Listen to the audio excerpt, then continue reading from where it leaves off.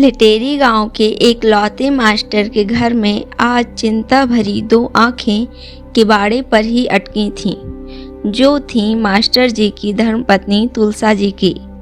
वो एक धार्मिक व पतिव्रता औरत थीं, जो अपनी बेटी को भी अपने जैसा बनाने का प्रयास करती रहती थीं। लेकिन आज वे सारा काम धंधा छोड़कर बस किसी की बेसब्री से राह जोह रही थीं। अम्मा, कब से दरवाजे को घूरे जा रही हो? अब क्या नज़र लगाकर छोड़ोगी बेचारे को?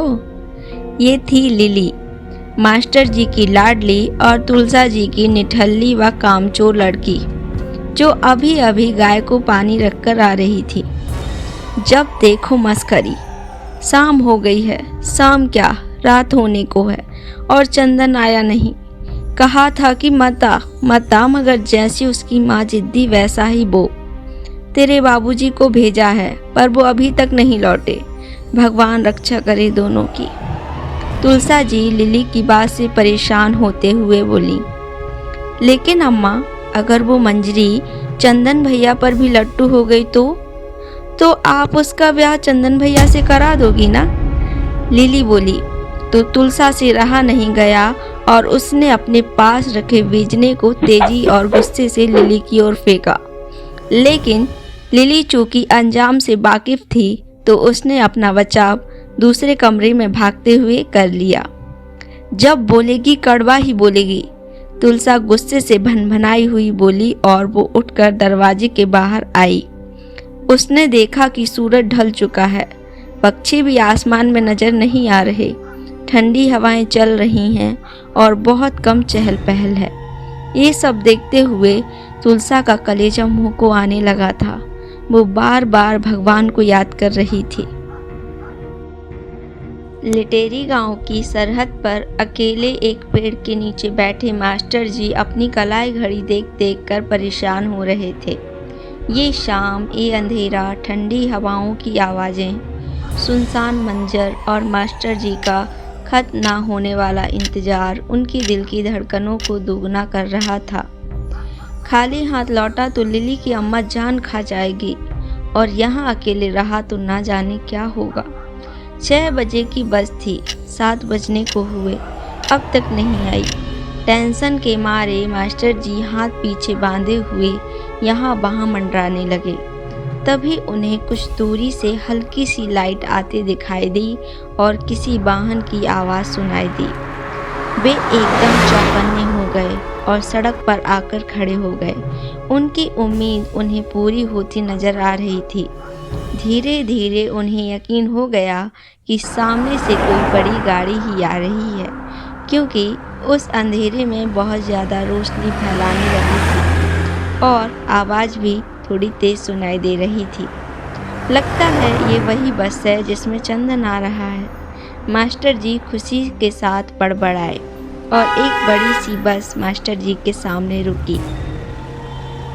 अरे उतारो उस लड़के को जल्दी, हमें यहाँ से जल्दी निकलना है, वैसे भी बहुत देर हो गई आज। ड्राइवर ने परेशानी भरी आवाज़ में कंडक्टर से कहा। बस में ड्राइवर और कंडक्टर के अलावा और कोई नज़र नहीं आ रहा था, लेकिन कंडक्टर सबसे पीछे वाली सीट की ओर गया और ओ बाबू उठो, आ गया तुम्हारा गांव। बूढ़े कंडक्टर ने अपने चेहरे पर रुमाल डालकर सो रहे एक लड़के को हिलाते हुए थोड़ी सी तेज आवाज़ में कहा। कितनी अच्छी नींद लगी थी, जगा दिया ना? लड़के ने तंगाते हुए कहा और अपना रुमाल खींचा। उतरना नहीं है क्या? गांव आ गया है तुम्हारा, कंडक्टर ने कहा। लड़का उठा और बैग लेकर बाहर आने लगा।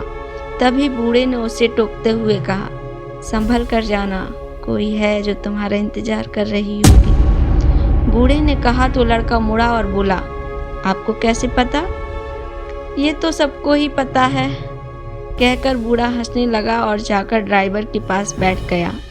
सबको पता है कि मेरी मौसी मेरा इंतजार कर रही है। लड़का उलझन के साथ बड़बड़ाते हुए नीचे उतरा तो देखा उसके सामने एक आदमी खड़ा है, जिसके हाथ में एक बड़ी सी टॉर्च है। आंखों पर नज़र का चश्मा है, कानों पर मफरल बंधा हुआ है। धोती कुर्ते के ऊपर हाफ स्लीव्स की ऊनी बनियान है। लड़के ने पहले तो उस आदमी को ध्यान से देखा और फिर कुछ सोचते हुए बोला, आप मिस्टर हरिहर तिवारी हैं ना? सुनते ही सामने खड़ा शख्स हंसा और लड़के के कंधे थपथपाते हुए बोला, हाँ हाँ मौसा हूँ तुम्हारा। वैसे तू भी बहुत बदल गया है, कितना बड़ा हो गया है। लड़के ने तुरंत मास्टर जी के पैर छू लिए। आपको तो मैं अब भी नहीं पहचाना, लड़के ने मुस्कुराते हुए कहा। बचपन, जवानी और बुढ़ापा एक दूसरे से बहुत अलग होते हैं, पहचानना वाकई मुश्किल हो जाता है, मास्टर जी बोले। अच्छा अब चलो यहाँ से, ये जगह ठीक नहीं है, मास्टर जी ने दबी हुई आवाज़ में गंभीरता के साथ चंदन से कहा। चंदन के दिमाग में तुरंत कोई खलबली सी मच गई। अरे हाँ, ये लो, तुम्हारी मौसी ने दिया है, इसे अपने हाथ में बांध लो। मास्टर जी ने चंदन को एक लाल रंग का धागा देते हुए कहा। ये क्यों? चंदन बेचैनी से बोला। बेटा जितना कह रहा हूँ करो, मौसा जी ने कहा। चंदन ने अपने मौसा की तसल्ली के लिए उस धागे को अपनी जैकेट की जेब में रख लिया। वो अपने मौसा के तेज कदमों को देख पा रहा था। चंदन पीछे चल रहा था और उस भयानक और सुनसान से मंजर को ध्यान से देखते जा रहा था। क्या कर रहे हो बेटा, जल्दी जल्दी चलो, मास्टर जी ने चंदन को टोकते हुए कहा। जी मौसा जी। चंदन तेजी से चलने लगा। वैसे मौसा जी, आप तो टीचर हैं ना, फिर भी अंधविश्वास पर विश्वास करते हैं? चंदन ने पूछा। बेटा एक वक्त था जब मैं भी इन सब चीज़ों पर रत्ती भर भी भरोसा नहीं करता था, लेकिन मास्टर जी बोले। तो क्या आपने उसे अपनी आंखों से देखा है? चंदन ने पूछा। चंदन की बात सुनते ही मास्टर जी का चेहरा सफ़ेद पड़ने लगा। वो एकदम चुप हो गए, उनके कदम रुक गए। वे बेचैन और डरी हुई नज़रों से चारों ओर लगे पेड़ों को घूरने लगे। क्या हुआ मौसा जी, आप रुक क्यों गए? चंदन ने पूछा। जल्दी चलो, मास्टर जी बौखलाए हुए से बोले। लेकिन हुआ क्या? चंदन बोला। ऐसे बियाबान में किसी अतृप्त आत्मा की बातें करना अच्छा नहीं होता चंदन। जितना कह रहा हूँ करो, और अगर हनुमान चालीसा आता है तो पढ़ो।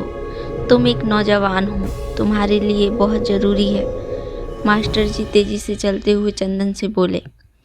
चंदन को ना चाहते हुए भी हंसी आ गई।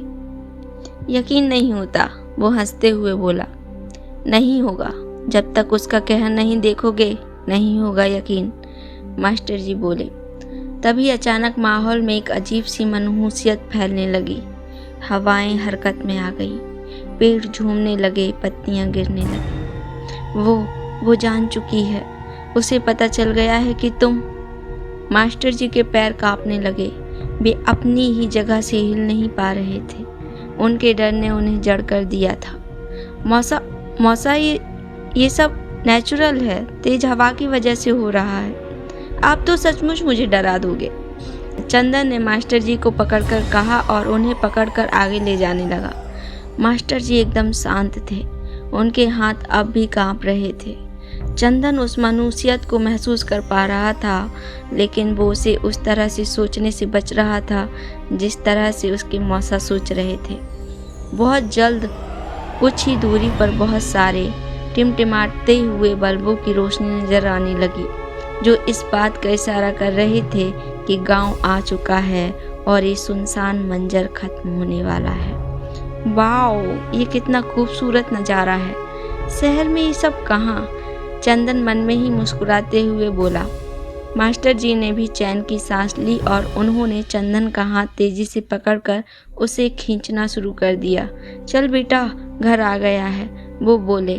और जैसे ही चंदन ने एक सीमा को पार किया, उसे ऐसा महसूस हुआ जैसे वो किसी दूसरे ही आयाम में प्रवेश कर गया हो, जहाँ एक शांति थी, किसी मनुष्यत का एहसास नहीं। चंदन के चेहरे से ऐसा लगता था जैसे वो बहुत ज़्यादा सोचता हो और हर चीज़ के बारे में सोचता हो। वो करीब 25-26 साल का नौजवान था, जिसकी पर्सनालिटी आकर्षित करने वाली थी। कुछ ही देर में मास्टर जी ने अपने घर के बाहर से एक आवाज़ लगाई। अरे लिली बाद में, पर उसकी माँ तुलसा पहले ही लोटे में पानी लेकर आई। चंदन अपनी मौसी को देखते ही उनके पैर छूने को हुआ, पर तुलसा ने उसे देखते ही रुक जाने को कहा और उस लोटे को चंदन के सिर पर घुमाने की कोशिश करने लगी तो चंदन ने अपना सिर थोड़ा सा नीचे झुका लिया। तुलसा ने तेजी से चंदन के सिर पर 7 बार लोटा घुमाया, फिर इसके बाद मास्टर जी के सिर पर भी। इसके बाद तुलसा ने लोटे का पानी घर से कुछ दूर जाकर फेंक दिया। चंदन के लिए ये सब बहुत अजीब और नया था। चंदन जब अंदर आया तो तुलसा ने उसे एक टॉवल देते हुए कहा, जाकर नहा धो लो, उसके बाद बैठकर बातें करेंगे। लेकिन इतनी ठंड में? चंदन बोला। बेटा मजबूरी है, वरना मैं भी नहीं कहती, तुलसा ने कहा। चंदन को आखिर बाथरूम में जाना पड़ा। उसने देखा कि बाल्टी में रखा पानी एकदम बर्फ जैसा ठंडा है। यार, ये मौसी को क्या हो गया है? कोई ऐसे स्वागत करता है क्या अपने बेटे का? चंदन परेशान सा होकर बोला और आखिर उसने किसी तरह ठंडे पानी का सामना किया। लिली, जल्दी से अच्छी अदरक वाली चाय बना, चंदन आ गया है, नहाने गया है। तुलसा तेजी से किचन में आते हुए बोली, जहां लिली अंगारों से भरे हुए चूल्हे के पास बैठकर पढ़ रही थी। हे भगवान, कितनी जालिम हो अम्मा तुम। यहाँ ठंड में हमें पानी पीने से भी डर लगता है और तुमने भैया को ठंडे पानी से नहाने को कह दिया। लिली अपना माथा पीटते हुए बोली, जितना कहा है उतना कर, और हाँ, उसके आते ही उसे गांव की रामायण सुनाने मत बैठ जाना। कल उसे मैं खुद ही सारी बात बताकर आगाह कर दूंगी, तुलसा ने लिली को समझाते हुए कहा और किसी तेल की बोतल उठा ली। जैसे ही चंदन नहाकर निकला, तुलसा ने उसे वो बोतल देते हुए कहा, ये तेल लगा ले, ठंड एकदम से भाग जाएगी। क्या मौसी, मैं तो सोच रहा था कि आप मुझे देखते ही खुश हो जाएंगी, और जब से मैं आया हूँ आपके चेहरे पर सिर्फ टेंशन है और पता नहीं कब से मेरे साथ क्या क्या कर रही हैं। मुझे नहीं पता था कि आप इतनी रूड हो जाएंगी, वरना मैं नहीं आता। चंदन ठंड से कपकपा रहा था। उसने तुरंत वो तेल लिया और जल्दी जल्दी अपनी बॉडी पर लगाने लगा। ऐसा नहीं है बेटा, मुझे तो तेरी ही चिंता है, और सच कहूँ तो मैं नहीं चाहती थी कि तू यहाँ आए, तुलसा बोली। ये गांव अब लड़कों के लिए सुरक्षित नहीं है, तुलसा परेशान होकर बोली। इसी राज को जानने तो मैं आया हूँ। तुमने कुछ कहा बेटा? तुलसा बोली। नहीं, कुछ नहीं। अच्छा मौसी, लिली नहीं दिख रही, चंदन ने तेजी से स्वेटर पहनते हुए कहा। चाय बना रही है तुम्हारे लिए, चलो वहीं हाथ सेक लेना चूल्हे में, तुलसा ने कहा और वो चंदन को अपने साथ किचन में ले गई। तुलसा का घर एकदम पुराने जमाने का था। उसे देखकर साफ पता लगता था कि वो पत्थरों और मिट्टी से बना हुआ था। सारी सजावट और बनावट भी ग्रामीण जीवन की ही थी। एक बड़ा सा हॉल था जहाँ बहुत सारे अनाज के बोरे रखे हुए थे। उसी हॉल में थोड़ी थोड़ी दूरी पर खाट बिछी हुई थी, जिन पर बिस्तर लगा हुआ था। दीवारों पर भगवानों की तस्वीरें थीं। अलमारियों में नकली फूलों के गुलदस्ते और मिट्टी की मूर्तियां रखी हुई थीं। कच्ची मिट्टी के फर्श पर गोबर लिपा हुआ था। 2-3 कमरे थे और एक किचन, जहां खाने बनाने का सामान था और लिली चाय बना रही थी। हेलो लिली, चंदन ने आते ही कहा। लिली ने शर्माने की एक्टिंग की और बोली, हमारी भाभी जी से मिले कि नहीं? क्या? चंदन बोला। तू नहीं मानेगी ना? तुलसा लिली के लिए पीटने के लिए आगे बढ़ी तो लिली तुरंत बोली, अब काहे मार रही हो? हम उसकी बात थोड़े ही कर रहे हैं। मैं सब समझती हूँ किसकी बात कर रही है, तुलसा गुस्से से बोली। ये सब क्या है मौसी, बताओ ना, इस गांव की उस फेमस भूतनी की कहानी। उसे ही तो सुनने में आया हूँ। क्या है लिटेरी गांव का रहस्य? कौन है अभागिन? जानने के लिए सुनते रहिए हमारा धारावाहिक अभागिन। कहानी से जुड़े रहने के लिए हमारे चैनल को सब्सक्राइब कीजिए, लाइक कीजिए। कहानी पसंद आ रही है तो कमेंट में जरूर बताएं। धन्यवाद।